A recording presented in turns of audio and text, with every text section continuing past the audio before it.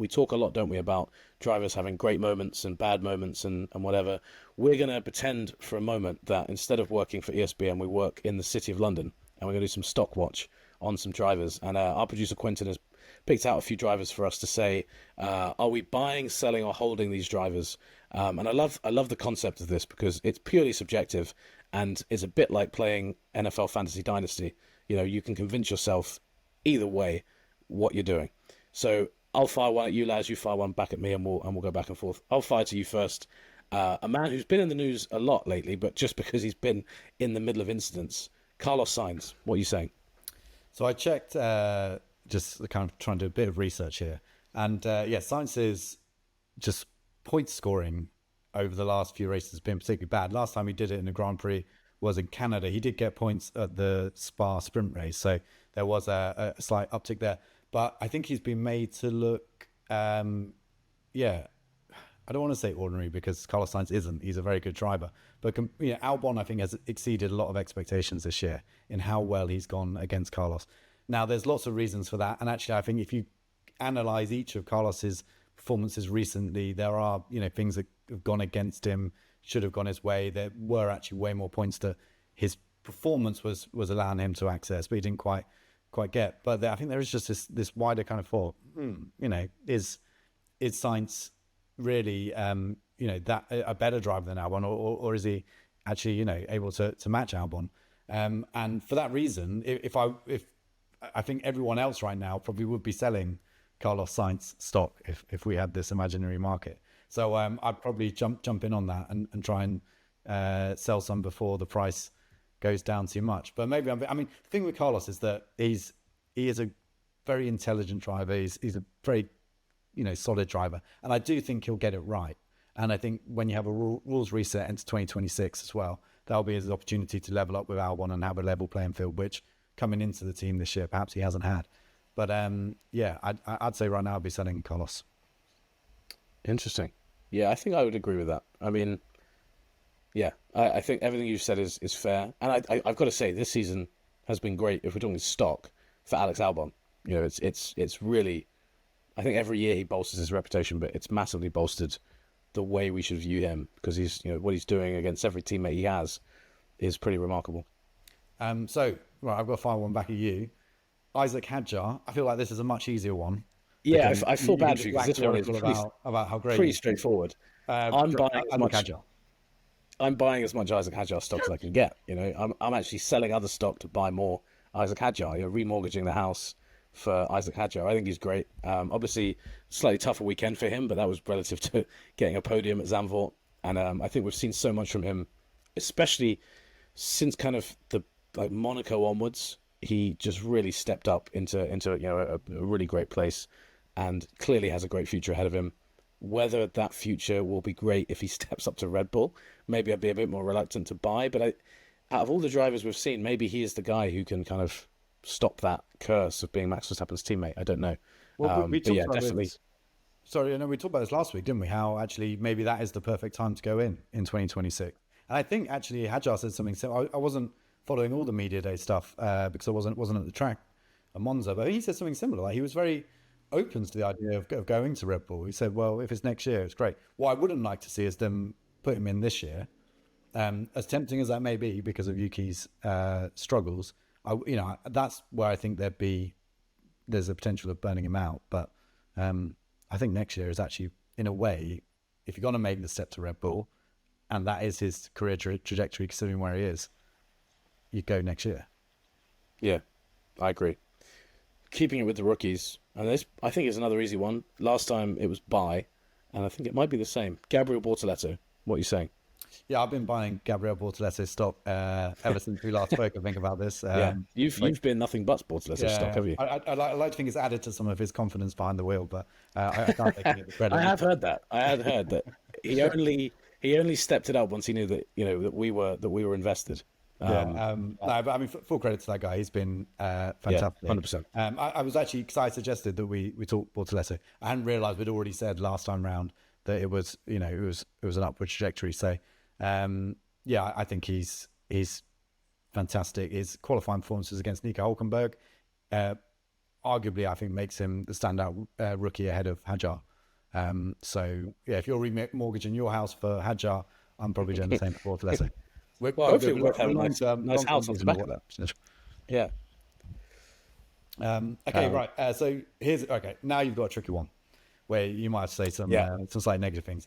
Lewis Hamilton, are you buying or selling stock in Lewis Hamilton or holding it? I think I'm going to be selling. By the way, last time we held on Hamilton and already things weren't going brilliantly. We held because we weren't sure, and I think sell now because I've got to the point with Lewis at Ferrari where it feels, we talked about Toto Wolff saying underwhelming about Antonelli. I think you used the same word about Lewis at Ferrari. Bar that China weekend, there hasn't really been anything that was like, oh, that was incredible vintage old Lewis.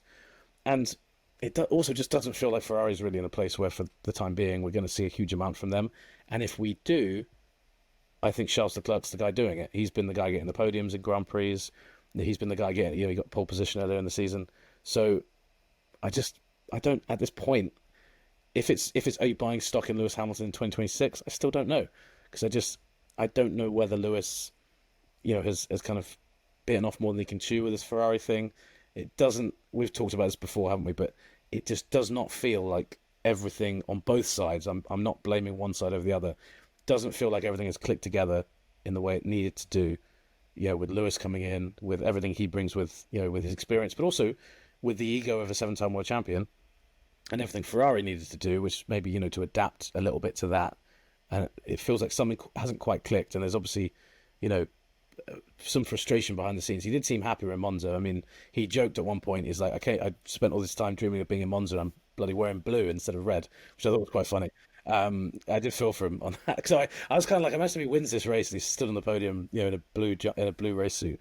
But yeah, for the time being, I'm saying sell on Hamilton just because there just hasn't really been anything beyond. It's either been average or underwhelming since China, and really, he's had enough time, I think, to get on top of it now. So, what do you think? Yeah, I'd agree. I think everything you said is hard to argue against. And in fact, these last two races in Zandvoort and Monza seem to have they've given him extra confidence. It seems he's happier with whatever's going on in the team. I mean, that's all positive. But then if you look at the results, a DNF through an accident. I know there were explanations he said that the team were giving about dodgy downshift into that corner as to why he spun off at Zandvoort and all the rest of it. But still, to be, to come out relatively satisfied with DNF and a 6th place finish because you started with a grid penalty in Zandvoort, that's kind of concerning in itself. Because that's not the Lewis that, used to exist in Mercedes. I think I think that's it, isn't it? That would not have been satisfying. So, I mean, while I understand you've got to start somewhere, and if he was in a very low point in Hungary, which he clearly was, you've got to build back up, and small gains, how it happens. It doesn't all happen at once. So the trajectory, at least now, looks like it could be right, and that would be a good reason to buy because you get in early on the trajectory going. Yeah, you'd be buying low, I guess. Yeah, but that's still warning signs for me that he would be, kind of satisfied with those results. Yeah. I feel like with Lewis, I think there is such a thing as aura when you're talking about great drivers, and great athletes generally. There's something about when they step on the court or the pitch or into the car, they give off a certain confidence and belief they're going to do something, and that to me just seems it definitely waned a bit at Mercedes. But there's just been something about I feel like he maybe has started to doubt that in him in a bigger way since last year, and that, like you said, is ultimately quite concerning. Definitely for Ferrari. I wonder whether an issue with that was that it was so high at the start of the year. I mean, seeing Lewis in red overalls had a small. That's true. Wow, it was such a big guy. And the expectations were built so much around before it even had a chance to properly drive the car. And I mean, just think back to F175, the noise when they came out, the two of them. And actually, we mentioned about how good this year's been for Albon's stock. Charles Leclerc this year, to what he's done alongside Lewis, has been, has just raised him and his name. We knew how good he was, but I think it's been like the confirmation. And I think maybe Lewis has been surprised by that as well. So, interesting that we both said sell, both down on Lewis. One last one, and I think this is sadly is an inevitable one, because I know we both like him as a driver. Yuki Tsunoda. it's a pretty straightforward one to me. Yeah, there are reasons for certain things going wrong, and he's always seems to be at least one update behind Max Verstappen. Which all feeds back into our talk at the start of the season the start of the podcast about teams treating drivers fairly. I mean, clearly, I don't think Tsunoda can be judged against Max for a number of reasons, but one of which is that seemingly the car isn't there. But even taking all that into account, the performances aren't good enough at the moment. They're just not. Max went and won Monza by how many seconds was it? 20 seconds or so. You can't be. And I know he had collisions and the car lost performance during the race, but you can't be that far off your teammate when the car is that good. It needs to be better, and he's now had that period of time at Red Bull. Not a perfect period to get himself up and running. Like I said from the start of the season, would have loved to have him in pre-season testing, given every opportunity. But still, it's now getting to a point where it's quite hard to justify Tsunoda in the car next year. And I think the next few races have to be a complete and utter turnaround for that perception to change. And I don't see that happening. So to protect my money, as much as I love Yuki, I'd be selling because what it seems like the writing is kind of on the wall now about what happens in his career going forward, and then where does he go next? Yeah, well, that's a $1 million question. I hope he stays in Formula One. I think we've seen enough from him that suggests he can be quick. But yeah, I do think as well with Yuki, and we're probably all guilty of this. It's a bit like when Danny Rick was struggling, with McLaren, and when he came back. I think because he's so popular, I think he's had a bit of an easy ride this year. Obviously, we know the car is not in a great place, but you hit the nail on the head. You just cannot be this bad compared to teammate. And there's only so many times you can say, well, the curse of the Red Bull, come on, there's got to be. And we all thought Lauren Meckies maybe would help unlock some of that. So yeah, I think sell, and it is depressing because I think Yuki going there was such a big opportunity and such a deserved opportunity, and it's just kind of crumbled around him. He didn't even, obviously that happened to Perez at Red Bull, but Perez had already won a bunch of races by the time that happened. He'd been able to kind of get race wins and podiums, etc. So it's a shame for Yuki, but yeah, I don't see a world where he stays at that team.